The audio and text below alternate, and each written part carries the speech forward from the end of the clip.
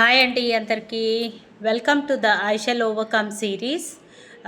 దీంట్లో 4 ఎపిసోడ్స్ అయితే అయిపోయాయి.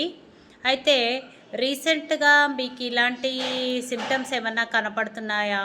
లైక్ మీరు ముందుకు జరగాలనుకుంటున్నారు కానీ అసలు ఏ పని చెయ్యబుద్ధి అవ్వట్లేదు. చేతిలో పని ఉన్నట్టు అనిపిస్తుంది కానీ చెయ్యి కదలదు. బాడీ కదిలించాలని ఉంటుంది, అటు ఇటు వెళ్దామని ఉంటుంది, బట్ వెళ్ళాలనే ఇంట్రెస్ట్ ఉండదు. చాలా టార్గెట్స్ ఉంటాయి కానీ అసలు ఒక్క పని కూడా చేయబుద్ధి అవ్వదు. అసలు ఏంటా ఈ లైఫ్ ఇలా ఎందుకు ఆగిపోయింది అనే ఫీలింగ్లో ఉన్నారా? ఓకే, మీరు ఇలా ఉన్నారు అంటే దానికి కారణం మీ లేజినెస్ కాదు, మీ ఇండిసిప్లిన్ కాదు. మరి ఏంటి? దీన్నే ఓవర్ థింకింగ్ ఆర్ ఓవర్లోడింగ్ అంటారు. ఇప్పుడు ఒక ట్రక్లో దాని కెపాసిటీ మించి వేశారనుకోండి, ఆ ట్రక్ ఫాస్ట్గా కదులుతుందా, స్లోగా కదులుతుందా? స్లోగానే కదులుతుంది. అండ్ అది బ్రేక్ డౌన్ అయ్యే ఛాన్సెస్ కూడా ఎక్కువగా ఉంటాయి, ఎందుకంటే దాన్ని మనం ఓవర్లోడ్ చేసాము.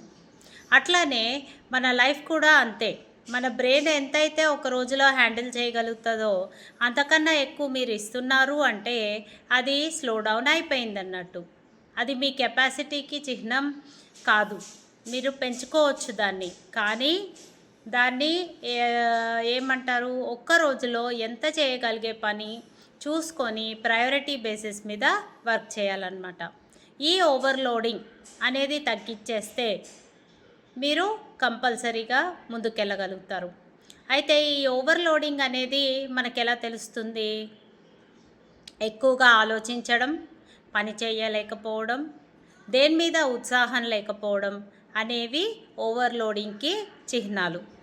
సో ఈ చిహ్నాల్లోంచి బయటపడండి. మీ ప్రాబ్లం ఏంటో మీరు అర్థం చేసుకోండి. దేనివల్ల ఈ ఓవర్లోడ్ కలుగుతుందో తెలుసుకోండి. దాన్ని స్విచ్ ఆఫ్ చేసి పక్కన పడేస్తే లేదా టు డూ లిస్ట్ రాసుకొని పక్కన పెట్టేసుకున్నారనుకోండి, కంపల్సరీగా మీరు గిల్ట్ ఫ్రీగా, అంటే బాధ అనేది లేకుండా ముందుకు జరగడానికి, ముందుకు సాగిపోవడానికి రూట్ అనేది చాలా ఈజీ అవుతుంది. బాడీ కూడా దానికి సహకరిస్తుంది అన్నమాట. సో రిలాక్స్ వెల్, మంచిగా లిక్విడ్స్ అండ్ ఫ్లూయిడ్స్ తాగండి. సమ్మర్ కాబట్టి బాడీని చలాకీగా ఉంచుకోండి అండ్ ఓవర్లోడింగ్ ఆపండి. Thank you so much and have a great day.